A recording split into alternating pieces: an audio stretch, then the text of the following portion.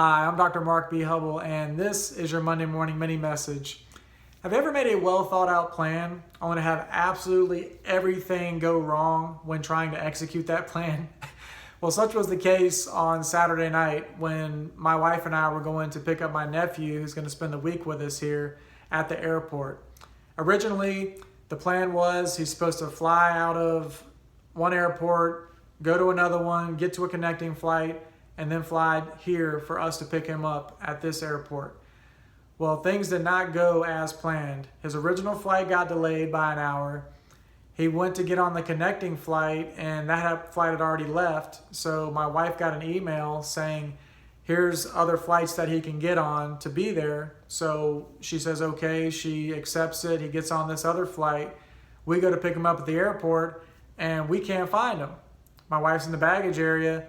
Well, come to find out, the new connecting flight sent him to a different airport than the one he was originally supposed to be at.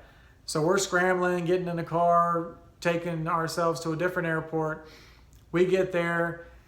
He can't find his bags. So we find out that his bags went to the original airport that we were supposed to pick him up at. So now we have to wait. And we didn't have enough time to go back the same night, so we had to go back the following day to pick up his bags. But during this entire ordeal, there was a lot of stress, there was a lot of anxiety between my wife, my nephew's mother, and I was trying to calm my wife down. And the only person who seemed to stay calm during this entire ordeal was my nephew, of all people.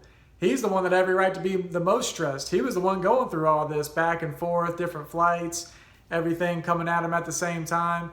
And, he's in the lobby eating cheeseburgers, just waiting for the next flight. I mean, he's already accepted the fact that things have changed and he's got to adjust. In the book of Proverbs, chapter 19, verse 21, it says, many are the plans in a person's heart, but ultimately is God's plan that prevails.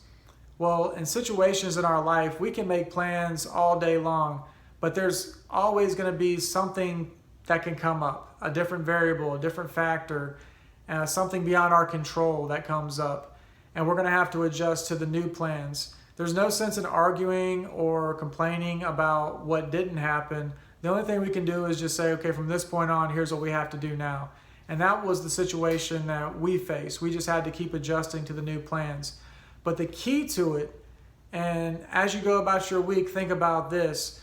When your plans don't go as you plan them and things start to change and you have to adjust, think about what your attitude is during that time. We can have a negative attitude, which isn't going to solve anything, or we can have a positive attitude, which can be beneficial to everybody involved, including ourselves, and how we look in the eyes of God.